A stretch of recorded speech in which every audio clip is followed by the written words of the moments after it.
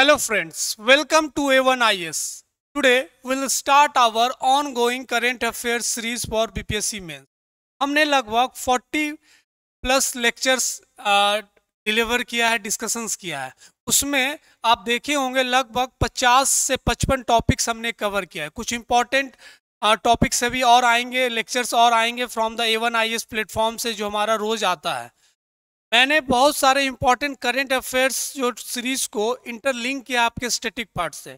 Again I am hopping और with my experience इससे बाहर कुछ नहीं जाने वाला। आप देखेंगे जब आप बीपीएससी 70 मेंस के क्वेश्चंस पेपर देखेंगे, फाइनली जब आप एग्जाम देंगे, उसमें आपको बहुत सारे टॉपिक्स, बहुत सारे क्वेश्चंस को रिलेटेड दिखेंगे। ऐसा नहीं है कि मुझे पता है या मैं क्लेम कर रहा हूँ। जो बेसिक आइडिया है बीपीएससी के प्रीवियस ईयर क्वेश्चन से, उसी से मालूम चल जाता है कि क्या क्वेश्चंस डेवलप होंगे। तो अगेन विथ टुडे डिस्कशन, हम आज जो हमें डिस्कशन करना है द ग्लोबल क्लाइमेट क्राइसिस। अब ये again this is the important topic जो आप साइंस एंड टेक्नोलॉजी में भी देखेंगे, इन्वायरमेंट और एक तरीके से ज्योग्राफी के कुछ एरियाज को। तो दिस इज इंटरलिंक टॉपिक्स और बहुत ही इंपॉर्टेंट हो जाता है, क्योंकि आप देखे होंगे we are focusing for the sustainable future, sustainable growth. Bharat हो या भारत के साथ जितने ग्लोबल कंट्रीज हो, सबका एक ही मोटो है, to reduce the global temperature. और जो टेम्परेचर रिड्यूस करने की बात है, to cut down the green house gases, CO2 emissions को लेकर। लेकिन कुछ इंपॉर्टेंट डेवलपमेंट्स हुए हैं इन द जियोपॉलिटिक्स, जिसको लेकर हम कह सकते हैं द ग्लोबल क्लाइमेट क्राइसिस। और इसमें जो सबसे इंपॉर्टेंट डेवलपमेंट है वो है यूएसए का withdraw from Paris climate agreement. और this time USA had declare that कि इस बार हम स्ट्रांगली आएंगे। उनका कहना यह था कि पिछले बार उन्होंने भी विड्रॉ किया था, जब ट्रंप अपने फर्स्ट टर्म का गवर्नेंस शुरू कर रहे थे, गवर्नमेंट शुरू कर रहे थे, तब उन्होंने डिसाइड किया था 2017 में कि विड्रॉ करेंगे। फिर जैसे बाइडेन आए, बाइडेन रिज्वाइन इन 2021। और जैसे फिर से ट्रंप की सरकार आई, उन्होंने सबसे पहला जो एग्जीक्यूटिव डिसीजन लिया था, withdraw from the Paris climate agreement. For that reason this current affairs development, this global climate crisis is very much in the news. इसको लेकर पहले हम क्वेश्चन देखेंगे and we will cover all dynamics regarding this topic. Question is, तीन तरीके से हमने इस क्वेश्चन को डिवाइड किया, जिसमें आप कुछ आईआर को रिलेटेड रहेगा, कुछ इकोनॉमी को रिलेटेड रहेंगे एंड कुछ आप साइंस टेक जो इन्वायरमेंट हम पढ़ रहे हैं। The question is the withdrawal of the United states from the Paris Climate Agreement had significant global implications. Analyze the impact of this decision on India's climate commitment, economic interest and geopolitical stance. तो basically Paris climate को लेकर, UNFCCC को लेकर, COP21, COP29 को लेकर ये एक तरीके से टॉपिक है, एक डिस्कशन जो हमें करना है। दूसरा क्वेश्चन में कहता है, examine the economic consequence of US withdrawal from the Paris climate agreement on developing countries like India, specifically in the terms of clean energy financing.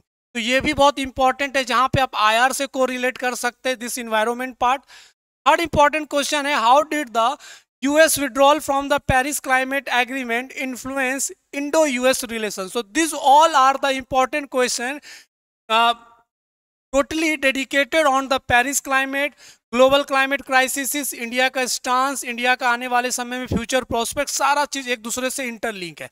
तो ये भी एक अनदर अप्रोच है to understand the topic and the question behind this. तो this is very important. अब हम आज जो इंपॉर्टेंट डिस्कशन शुरू करेंगे, उसमें जो सबसे पहले इंपॉर्टेंट पार्ट है यूएनएफसीसी।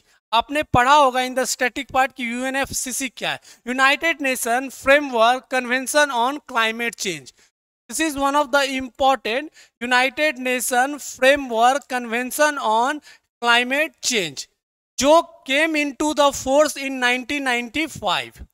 कब बना था? 1995 में यूएनएफसीसी आया था, क्योंकि इससे पहले 1992 में अर्थ समिट हुआ था, ये भी आपने पढ़ा होगा। अर्थ समिट हुआ था कहाँ पे? ब्राजील में। और अर्थ समिट में डिसाइड हुआ कि there will be one important organisation under the United Nation जिसका नाम रखा गया था UNFCCC। 1995 में ये केम इनटू द फोर्स क्योंकि सारे मेंबर ने इनको साइन किया, रेटिफाइड किया, 50% जो इनका क्राइटेरिया था। एंड पहला जो 1996 में एक इंपॉर्टेंट मीटिंग हुआ था तो दिस बर्लिन में। ये सब स्टैटिक पार्ट है। और यहाँ का जो सुप्रीम बॉडी होता है जिसको बोलते हैं conference of parties. The conference of parties is the supreme body और सुप्रीम अथॉरिटी जो डिसाइड करेगी कि क्या आने वाले समय में गोल्स होंगे, क्या कंट्रीब्यूशंस होगा।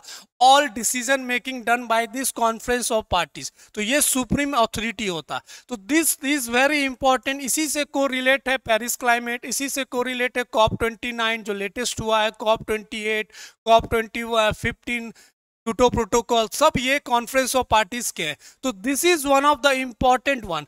अब हम बात कर रहे हैं पेरिस क्लाइमेट की। Paris climate, Paris climate agreement signed on COP21। Again COP21 का मतलब कॉन्फ्रेंस ऑफ पार्टीज जो 21वां था वहां पे पेरिस में हुआ था। पेरिस क्लाइमेट एग्रीमेंट बहुत फेमस है। इसका जो कोर ऑब्जेक्टिव क्या है, cut down the temperature to reduce the green house gas emissions, to cut down the CO2 emission. तो ये इनका बेसिक ऑब्जेक्टिव था जिसको लेकर इंपॉर्टेंट 190 मेंबर कंट्रीज ने साइन किया था। कुछ ही कंट्रीज है लाइक जैसे 3 इंपॉर्टेंट कंट्रीज है जिसने साइन नहीं किया था, Iran, Libya. This all are the important countries जिसने साइन नहीं किया था। अगर आप USA ने भी डिसाइड किया कि हम विड्रॉ कर रहे हैं तो ये USA is another one important country जिसको इन्होंने साइन करके एक तरीके से विड्रॉ कर लिया। तो USA is the fourth one, पहला Iran, Libya and USA is the fourth country. तो this is all are the basic idea regarding the UNFCCC जो आपने पढ़ा होगा। Now some basic information regarding Paris climate हो या पेरिस क्लाइमेट एग्रीमेंट के बारे में कुछ हम पॉइंट्स पढ़ते हैं, then we move to the. अब जब USA ने डिसाइड किया कि हम इससे बाहर होना चाहते हैं तो उसके लिए उन्होंने इंपॉर्टेंट जस्टिफिकेशंस दिया, उन्होंने रीजंस बताया। वो रीजंस के बिहार पे उन्होंने बोला कि हम पेरिस क्लाइमेट एग्रीमेंट से बाहर होना चाहते हैं। मैंने आपको शुरुआत में ही बताया 2017 में जब ट्रम्प केम इनटू पावर उन्होंने कहा कि हम पेरिस क्लाइमेट से बाहर विड्रॉ करेंगे।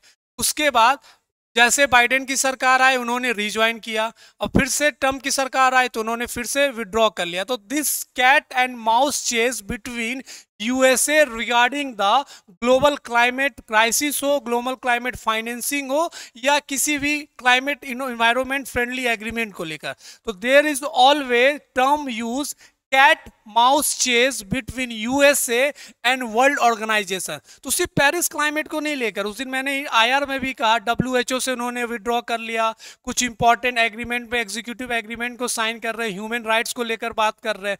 तो ये जो कैट माउस चेस है ये हमेशा USA के साथ रहता। और पहली बार USA ने कोई इन्वायरमेंटल एग्रीमेंट से बाहर नहीं हुआ।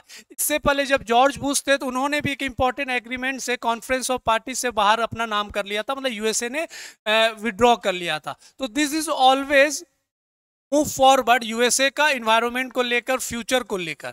अब रीजंस क्या क्या दिए गए थे from the USA regarding this withdrawal, इसमें सबसे इंपॉर्टेंट था चाइना पॉलिसी डिस्प्यूट्स। अब जो पेरिस क्लाइमेट है वो बहुत इंपॉर्टेंट हो जाता है कि पेरिस क्लाइमेट है क्या, वो तो अभी हम पढ़ेंगे। लेकिन USA ने क्या इंपॉर्टेंट रीजंस दिया, सबसे पहला perceived unfair treatment of the USA as China despite being a major emitter is classified as a developing country with fewer restriction। कहने का मतलब वर्ल्ड की जो सबसे लार्जेस्ट एमिटर है CO2 की वो है चाइना और सेकंड है USA। लेकिन जो चाइना का जो क्लबिंग था वो डेवलपिंग कंट्रीज था। और पेरिस क्लाइमेट के जो इंपॉर्टेंट आर्टिकल्स है उसमें कहा गया था कि all developed countries will be providing funds regarding the developing countries to reduce, to help, to make strong technological support to make down the temperature. तो कहने का मतलब कि जितने डेवलप कंट्रीज है वो डेवलपिंग कंट्रीज को हेल्प करेगी थ्रू द फंड्स। और अगर आप चाइना को ही डेवलपिंग कंट्रीज के क्राइटेरिया में रखेंगे तो बेसिकली आप अनफेयर ट्रीटमेंट कर रहे हैं USA के साथ। एंड USA कह रही है कि हमारा जो टैक्स पे मनी है, जो हमारे सिटीजन के पैसा हम ऐसे फजूल खर्चा में यूज नहीं कर सकते। तो उनका चाइना के साथ हमेशा एक डिस्प्यूट बना रहा, उसी को ध्यान में रखते उन्होंने WHO से भी नाम बाहर लिया। तो this is one of the important reasons behind the US withdraw from Paris climate. दूसरा, एनर्जी इंडिपेंडेंस। अब यूएसए कर रही for the economic dependence, for the energy security. आने वाले समय में we will explore more compare to the previous time. कहने का मतलब ट्रंप अपने पूरे इलेक्शंस के प्रचार में, प्रोग्राम में उन्होंने कहा कि हम अमेरिका फर्स्ट पॉलिसी को सबसे आगे रखेंगे, और अमेरिका फर्स्ट पॉलिसी में सबसे इंपॉर्टेंट चीज होता है जॉब। अब उस जॉब को बढ़ाने के लिए we have to explore more wild, exploration ज़्यादा करना होगा, फॉसिल फ्यूल को और एक्सप्लोर करना होगा, जिससे जॉब क्रिएशंस होगा और एनर्जी सिक्योरिटी में आगे बढ़ेंगे। फॉर दैट रीजन यूएसए जो इंपॉर्टेंट प्लेस करता है रिगार्डिंग द पेरिस क्लाइमेट, जिसमें टेम्परेचर कम करने की बात है, CO2 इमिशंस कम करने की बात है, उससे वो बाहर हो रहा। तो this is also one of the important factor. उन्होंने अपने पूरे चुनावी यात्रा में एक इंपॉर्टेंट टर्म यूज करते थे, प्रिल कॉमा बेबी प्रिल। तो कहने का मतलब यूएसए आने वाले समय में, ट्रम्प का ये कहना था कि यूएसए आने वाले समय में और भी इंपॉर्टेंट एक्सप्लोर करेगी और भी ऑयल ड्रिलिंग करेगी regarding energy security, regarding the energy interdependence. तो this all are the independence, तो this all are the important. Boosting domestic oil. Third important है इकोनॉमिक प्रोटेक्शन, जो मैंने कहा कि emphasis on domestic energy production to create jobs and reduce foreign reliance, और basically America first policy. So these all are the important points or reasons given by USA regarding the US climate, जिसमें सबसे important था China policy dispute, कि China को developing criteria में रखा गया और हम पैसा दें, और चाइना सबसे ज़्यादा वर्ल्ड का सबसे लार्जेस्ट एमिटर है, सेकेंड में यूएसए, थर्ड में भारत है। तो this all are the important dispute जिसमें यूएसए ने ये डिसीजन लिया। अब ये डिसीजन का कुछ इंपॉर्टेंट इफेक्ट भारत पे भी पड़ेगा और कुछ इंपॉर्टेंट इफेक्ट पूरे ग्लोबली पड़ेगा, तो वो दोनों इफेक्ट को हमें पढ़ना है। When we talk about the global consequences of US climate policy shift, इसमें जो सबसे इंपॉर्टेंट वन है कैस्केडिंग इफेक्ट। अब ये कैस्केडिंग इफेक्ट की हम क्यों बात कर रहे हैं और इम्पैक्ट की क्यों बात कर रहे हैं? जैसे वर्ल्ड की one of the largest economy USA के पास है, बहुत सारे कंट्रीज जो खासकर European blocks influenced by USA. अब यूएसए अगर बाहर ले लिया तो बहुत सारे कंट्रीज को लगे जब यूएसए ही नहीं है पेरिस क्लाइमेट एग्रीमेंट में, वो फ्यूचर, सस्टेनेबल फ्यूचर की बात के साथ खड़ा ही नहीं है, तो हम लोग भी क्यों इसमें फंडिंग और ये इंपॉर्टेंट ऑर्गेनाइजेशन एग्रीमेंट का पार्ट बने। तो ये कैस्केडिंग इम्पैक्ट बहुत इंपॉर्टेंट है जब यूएसए ने नाम बाहर लिया। Potential influence to other nations to withdraw, जिसमें आने वाले समय में अर्जेंटीना तो एक हो सकता है। These all are the important points, सारे पॉइंट्स याद रखना एक दूसरे से इंटरलिंक है। दूसरा, क्लाइमेट फंडिंग डिस्ट्रप्शन, क्योंकि मैंने शुरुआती में कहा कि developed countries develop will be funded to the developing countries.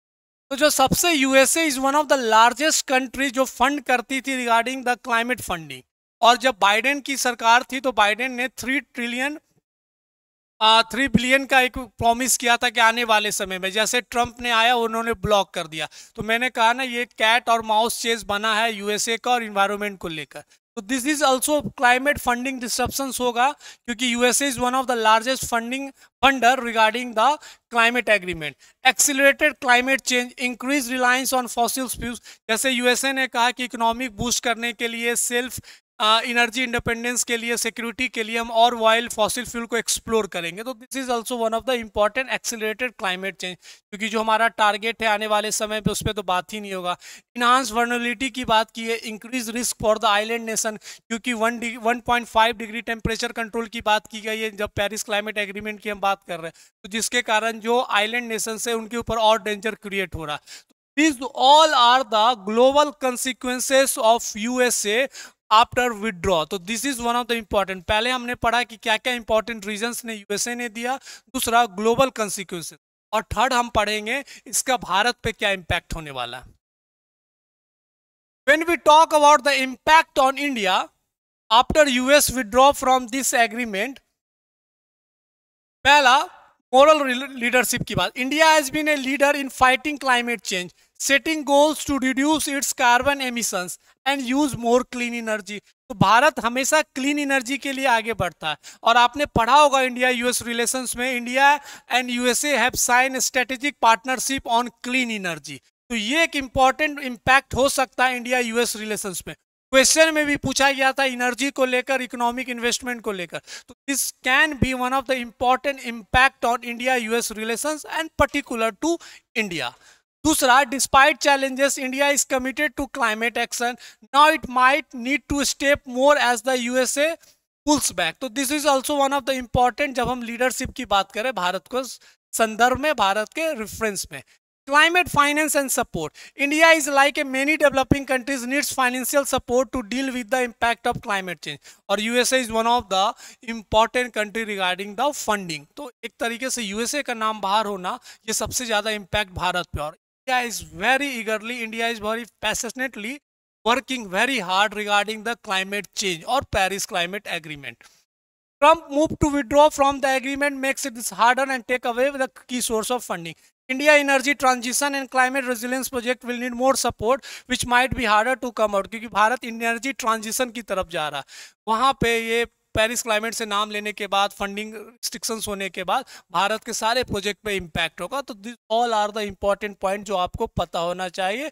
और ये slides will be uploaded after the lecture classes, तो आप इसको जरूर पढ़िएगा। Very very important topic regarding, ये टॉपिक में सारे एरियाज कवर है और बहुत ज़्यादा इसको लेकर आगे नहीं पढ़ना है।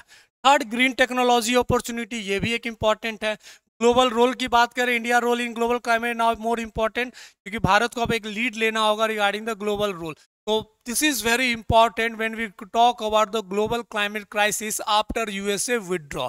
अब बार बार जो हम पेरिस क्लाइमेट की बात कर रहे हैं, तो थोड़ा सा पेरिस क्लाइमेट एग्रीमेंट को समझिए। उससे पहले कुछ इंपॉर्टेंट यूएनएफसी, आपने ये सब पॉइंट्स पढ़ा होगा, इसमें ज़्यादा हम नहीं जाएंगे। मैंने आपको शुरुआती में बोला कि 1992 में 1992 में अर्थ समिट हुआ, और अर्थ समिट में डिसाइड हुआ यूएनएफसीसी एनएफसीसी।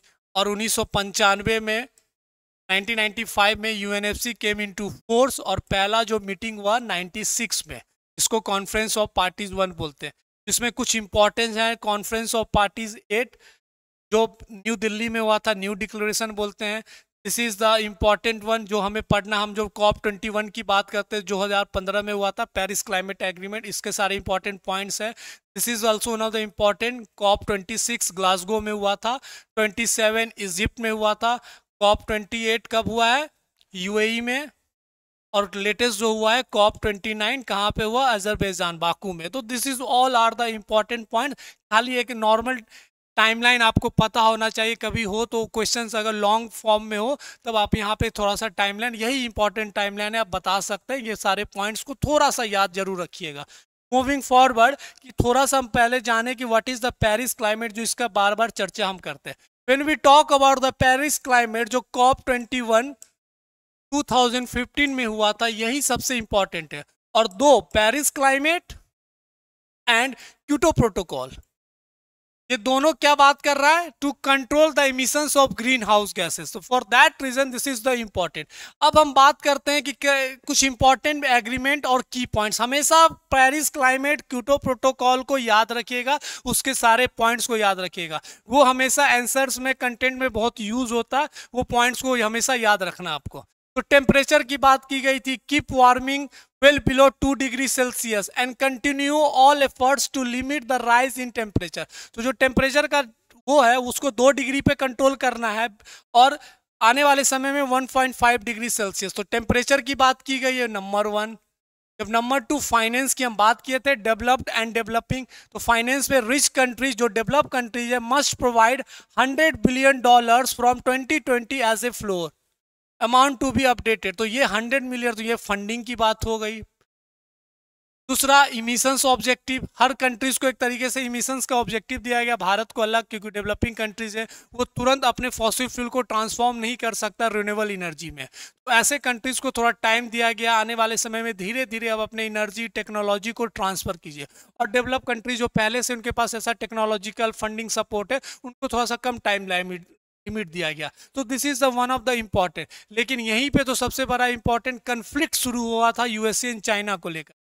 चाइना को डेवलपिंग क्राइटेरिया में रखा गया, लेकिन यूएसए का मानना है कि वो इतना स्ट्रांग है एमिट को लेकर, इमिशंस को लेकर, उसको डेवलप कंट्री में रखना चाहिए और उसको तुरंत कटेल करना चाहिए। तो this is one of the important reason of conflict between USA. तो this is all important point जो आपको पढ़े होंगे एंड ऑल आर इंपॉर्टेंट, इसको एक बार जरूर देखिएगा। This is also about the Paris climate. तो ये बहुत इंपॉर्टेंट न्यूज में रहा क्योंकि हमें पता होना चाहिए regarding. Now moving forward, when we move कि अब भारत के लिए क्या क्या इंपॉर्टेंट क्राइटेरिया क्लाइमेट टारगेट्स रहा। जब हम बात करते हैं this Paris climate target for 2030, उनके लिए कुछ इंपॉर्टेंट है। इमिशन इंटेंसिटी रिडक्शन तो 33% 2005 लेवल का। न्यू अपडेटेड एनडीसी जो होता है नेशनल डिफरेंशिएटेड कंट्रीब्यूशन, एक इंपॉर्टेंट रिपोर्ट हर 5 साल में आपको सबमिट करना हर कंट्रीज को दिस पेरिस क्लाइमेट का। तो this is all are the important point. 50% रखा गया। तो सारा ये बेसिक फैक्चुअल डाटा है, थोड़ा बहुत आपको याद रखना, इसमें समझने वाला कोई इंपॉर्टेंट चीज नहीं है। अब दूसरा क्वेश्चन ये भी था कि भारत का क्या क्या इंपॉर्टेंट स्टेप्स है, इनिशिएटिव्स है जो इसमें भी आता है। जब हम भारत के स्टेप्स की बात करें, भारत के स्टेप्स और इनिशिएटिव्स की बात करें regarding this climate change, steps regarding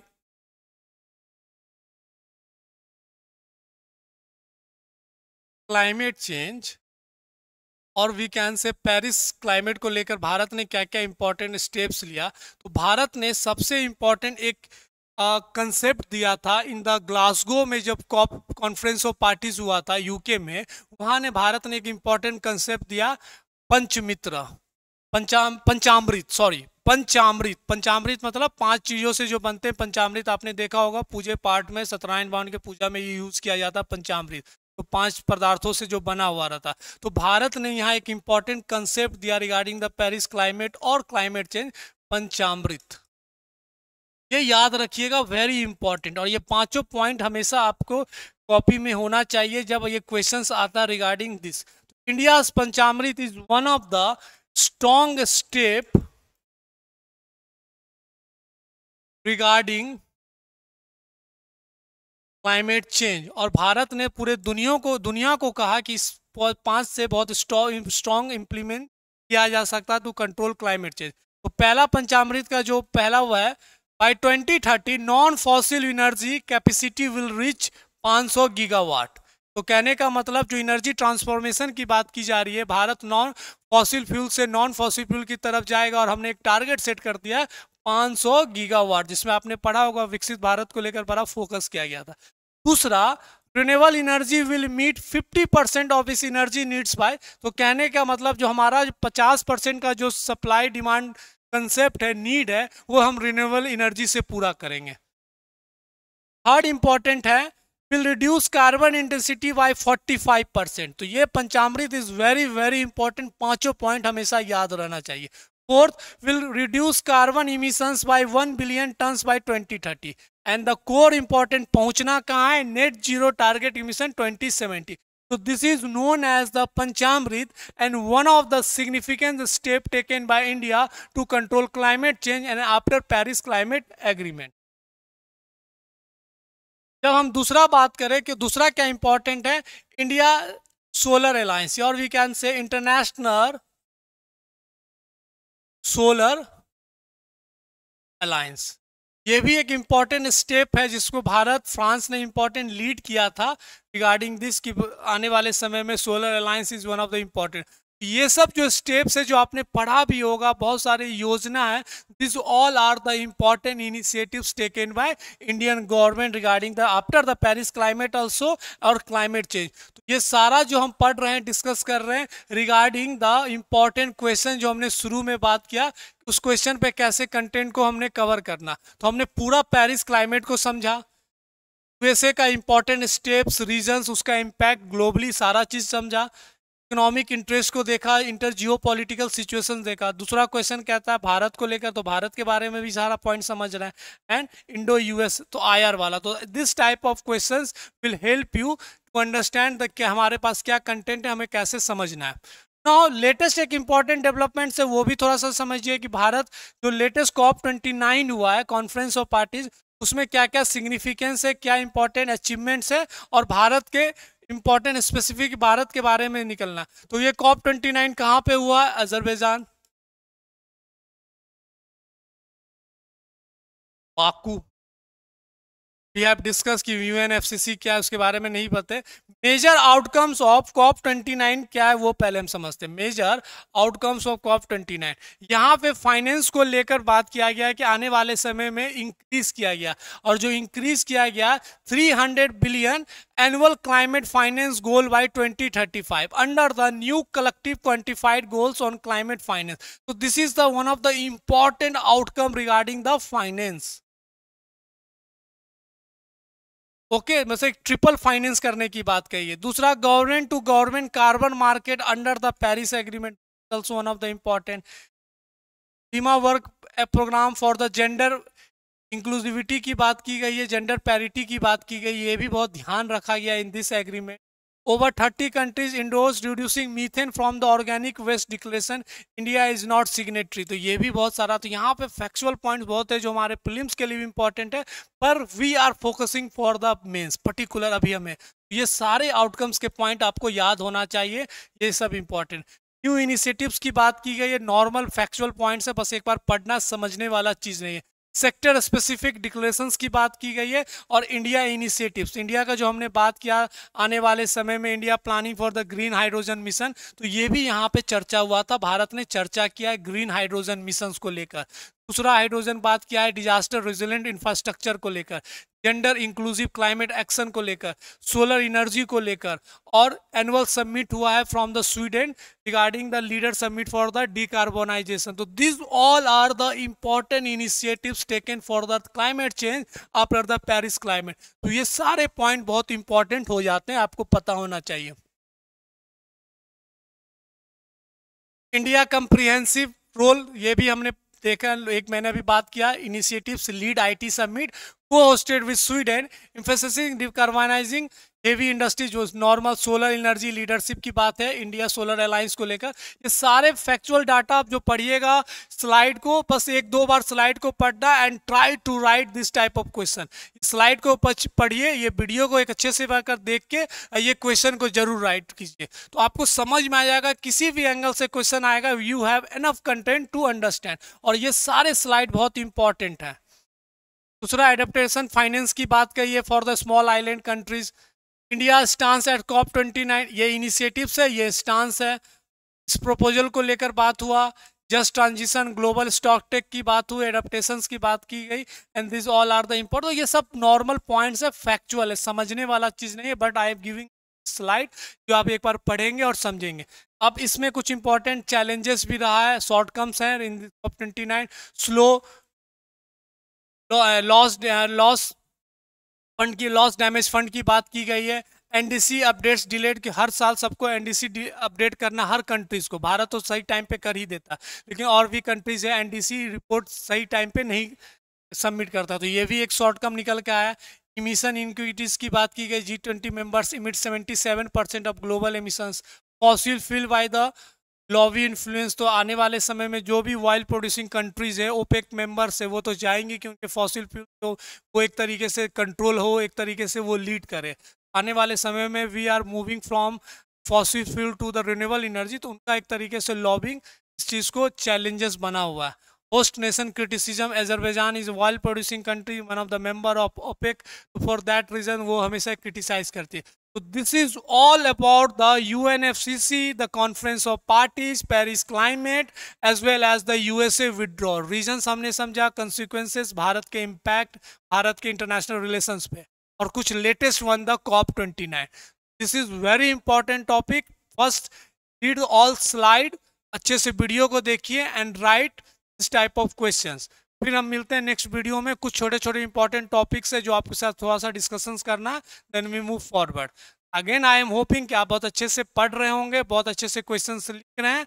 stay tune with A1 IAS, फिर हम मिलते हैं नेक्स्ट वीडियो में। Thank you.